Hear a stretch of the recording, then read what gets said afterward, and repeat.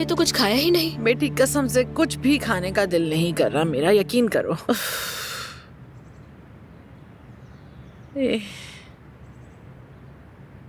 कल रात तो आपकी तबीयत काफी बेहतर थी, ठीक से कंबल लेकर नहीं सोई थी क्या?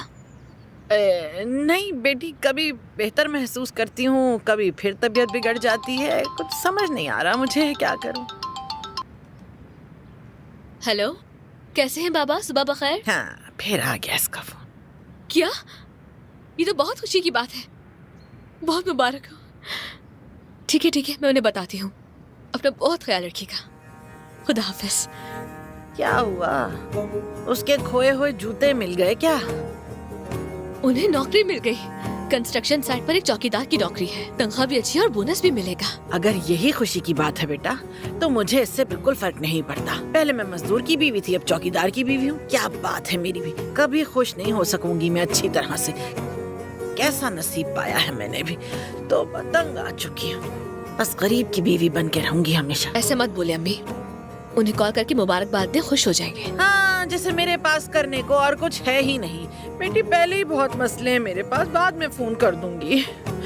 कसम से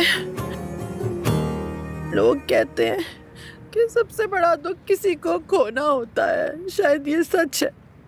मलिया चली गई है, उसके साथ कुछ हुआ तो नहीं होगा ना बेटा? तोबा। अम्मी, कुछ नहीं होगा उसके साथ।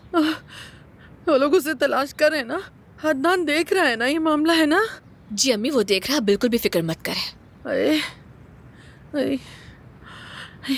एक बात कहूँ, वो सड़ियल औरत अजमत क्या कर रही है अभी इस वक्त? अम्मी, आपको भी किसकी फिक्र हो रही है? अभी आप अपना नाश्ता करें, आपने कल से कुछ नहीं खाया। नहीं, अभी दवा भी खानी है। अरे बेटी छोड़ दो, मैं खुद खा लूंगी। छोड़ दो, मैं खा लूंगी बाद में, कह रही हूँ ना, खाना ही खाना है, खा लूंगी किसी भी वक्त। हाँ अम्मी,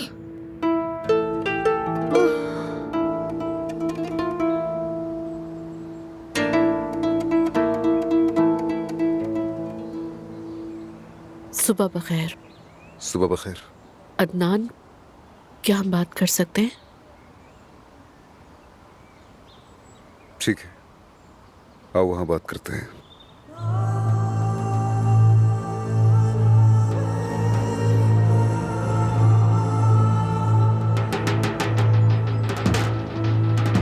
दो मिनट के लिए बैठो। नहीं, कुछ जरूरी काम है, मुझे निकलना है। खैर, तुम्हें जमरुद की पेशकश के बारे में मालूम है ना? हाँ मालूम है। तुम्हें अंदाजा होगा कि ये बहुत मुश्किल फैसला है ना? आखिर मैं जो अपना बच्चा 9 माह पेट में रखूं, वो तुम्हें दे दूं? तुम्हारा बच्चा? हाँ वही। दानिया देखो, पहले तय करते हैं कि ये बच्चा तुम्हारा नहीं होगा बल्कि हमारा होगा, ठीक है? सॉरी, जल्दी में बोल गई। दरअसल मैंने हाँ इसलिए कहा क्योंकि ज़मरुद चाहती है कि ऐसा हो। सच कहूं, अगर तुमने इनकार किया तो मुझे कोई फर्क नहीं पड़ेगा, बल्कि शायद मैं इस बात से खुश होऊंगा। खैर, अब मुझे चलना चाहिए।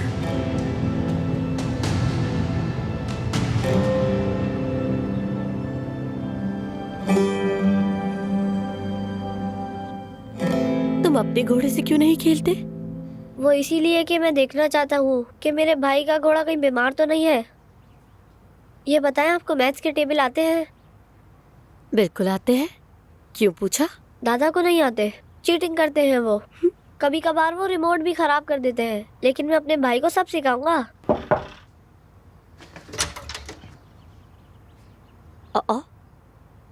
सोहा, अम्मी, फाते, अब तुम जाओ, हम बाद में आराम से खेलेंगे। आप क्यों आई हैं? असल में तुम यहाँ क्यों हो? ये अक्लमंदी नहीं है बेटी। वैसे हमें अकल कहाँ है अम्मी? ठीक है, सही कहा, लेकिन अब सामान समेटो और चलो यहाँ से। अगर मैं ना आई तो क्या करेंगी? फिर से थप्पड़ मारेंगी? ओह सोहा, मेरी जान, मेरी बेटी, मैं जानती थी तुम नाराज हो और तुम दुरुस्त हो। अगर मुझसे पूछो कि मुझे अफसोस है, बेहद दुख है, अपनी हर गलती पर मुझे पछतावा है।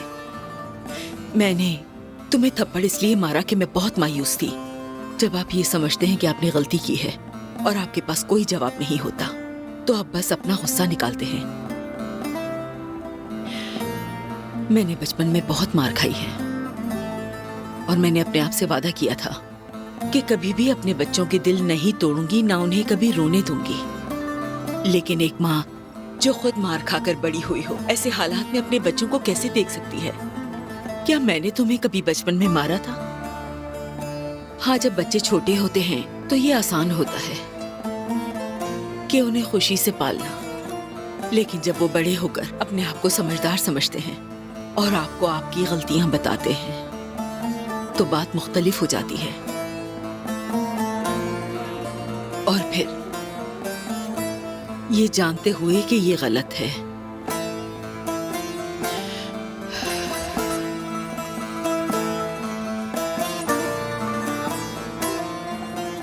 वो थप्पड़ तुम्हारी माँ का अपने ऊपर गुस्सा और मायूसी था। लेकिन अब मैं देखती हूँ कि जब तुम माँ बनोगी तो यकीनी तौर पर मुझसे कहीं अच्छी माँ बनोगी।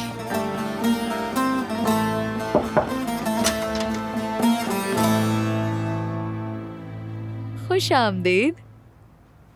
मुझे पता नहीं था कि आप आई हैं। हाजिर ने बताया, मैं अपने कमरे में थी। वैसे बताना जरूरी नहीं था। क्यों जरूरी नहीं था? लीजिए।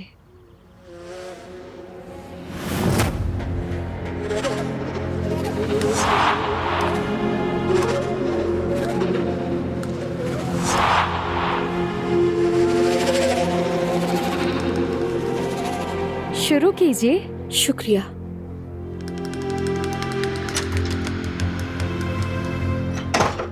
अम्मी, क्या हुआ? कुछ भी नहीं। क्या हुआ है, बताएं। तुम्हारे बाबा की जिंदगी में कोई औरत है। मैंने उनकी जेब में एक स्कार्फ देखा। अच्छा। जानान से वही स्कार्फ वाली खुशबू आ रही थी। अम्मी, ये नहीं हो सकता। शायद खुशबू एक जैसी हो। ऐसी बातें मत करें।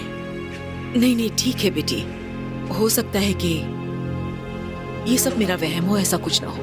बिल्कुल भी नहीं, ये कभी नहीं हो सकता।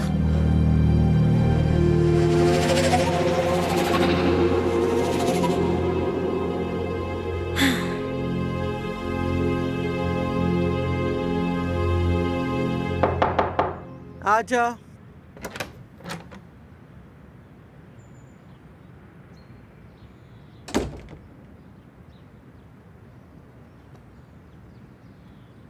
आ गई वॉक से?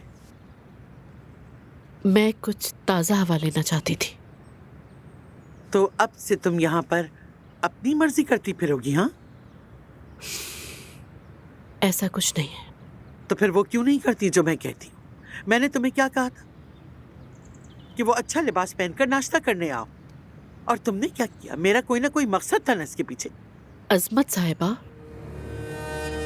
मैं नहीं चाहती कि मैं इस घर में अपनी बेटी की यादों को खराब करूं। हाँ, मैं नहीं चाहती कि मैं अदनान के दूसरे बच्चे का इस्तेमाल करके खेल खेलूं। हम फिर पीछे से शुरू कर रहे हैं। अदनान मुझे नहीं चाहता, वो मुझसे नफरत करता है। मैं हमेशा उसके करीब होती हूँ, मगर वो मुझे कभी नहीं देखता। ये बात मुझे अब ज्यादा तकलीफ देती है। बेटी, हम बहुत मेहनत के बाद यहाँ तक पहुँचे हैं। नहीं, मैं अपना सामान बांध के यहाँ से जाना चाहती हूँ। तुम कहीं नहीं जाओगी, और तुम वही सब करोगी जो मैं कहती हूँ। दानिया, अब जाओ और जमरुद को कहो कि तुम उसकी पेशकश कबूल करती हो। जाओ बेटी, जाओ।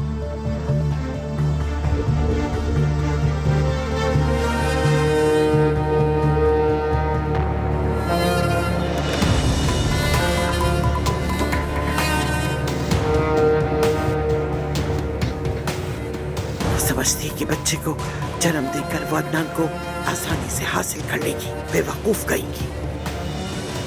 जब मैं जमरुद से फारिग हो जाऊं, तब तुम्हारी बारी आएगी। तुम क्या समझती हो कि तुम अजमत की अक्ल से मुकाबला कर सकती हो?